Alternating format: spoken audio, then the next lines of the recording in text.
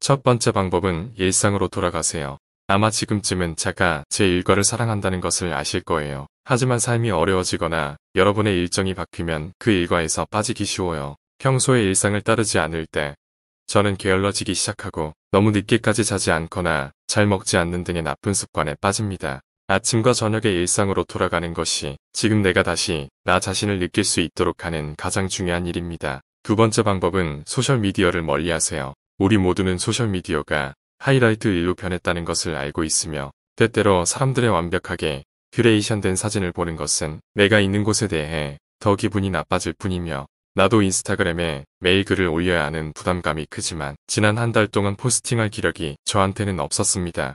1, 2주 동안 소셜미디어를 멀리한 것은 확실히 내 머리 공간을 비우는 데 도움이 됩니다. 세 번째 방법은 혼자만의 시간을 활용하세요. 저는 확실히 혼자만의 시간을 소중히 여깁니다. 그리고 최근에는 혼자만의 시간을 많이 갖지 못했거나 최상의 방법으로 보내지 못했습니다. 때때로 여러분은 휴식을 취하고 일기를 쓰고 산책을 하고 저녁을 만들고 혼자 있는 것을 즐기기 위해 하루 종일 혼자서 해야 합니다. 나 자신을 느끼기 위해서는 단단한 혼자만의 시간이 필요하다는 것을 알기 때문에 시간이 날 때마다 혼자 있는 시간을 최대한 활용할 계획입니다. 네 번째 방법은 명상을 하세요. 아침 루틴이 없었기 때문에 처음 일어나면 명상하는 습관이 떨어졌습니다. 우리 모두는 명상이 정신 공간에 큰 영향을 미칠 수 있다는 것을 알고 있으며 정기적인 명상 수련으로 돌아가는 것이 주위로부터 덜 휩싸이는데 도움이 된다는 것을 알고 있습니다. 다섯 번째 운동을 더 하세요. 우주는 운동이 우리에게 엔도르핀을 준다고 가르쳤고 저는 필라테스든 요가든 타바타든 달리기든 실제로 운동을 할 때 확실히 더 나은 저 자신의 모습이 된 것처럼 느껴집니다. 운동은 머리를 맑게 해주고 성취감을 느끼게 해주기 때문에 내 계획은 하루 30분 운동을 일상생활에 다시 추가하는 것입니다. 여섯 번째 소설을 읽으세요.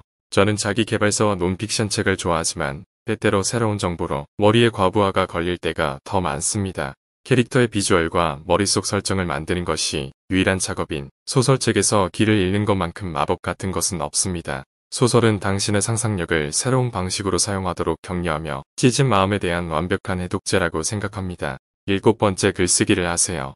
제 모든 생각, 두려움, 걱정을 제 안에 가두어 두는 것은 실제로 제게 도움이 되는 것은 아무것도 없습니다. 저는 항상 감정적인 해방을 위해 글을 쓰는 쪽으로 방향을 틀었고 제 감정을 속에 가두는 대신에 더 자주 글을 써야 한다는 것을 알고 있습니다. 내 머리에서 물건들을 빼내고 종이 위에 올려놓는 것은 내 뇌와 심장이 쉴 수 있는 기회를 주는 것입니다. 여덟 번째 음악을 들으세요. 힘들 때 음악은 치료가 될 수 있고 백그라운드에서 재생되는 무언가가 있을 때 더 편안함을 느낀다는 것을 저는 알게 되었습니다. 음악은 당신이 동시에 이해받고 창의적이고 영감을 받고 덜 외롭고 활기차고 카타르시스를 느끼게 할 수 있습니다. 음악은 진정으로 가장 힘든 시기를 헤쳐나갈 수 있기 때문에 음악이 머리 공간에 가질 수 있는 힘을 무시하지 마세요. 아홉 번째 잠을 더 자라입니다.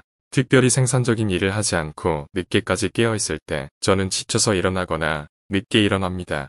늦게 일어나는 것은 나를 힘들게 만들고 일찍 잠자리에 들지 않은 것에 대해 자책합니다. 지쳐서 잠에서 깨면 하루 종일 몸부림치는 것 같아요. 이것에 대한 간단한 해결책은 잠을 더 자는 것입니다.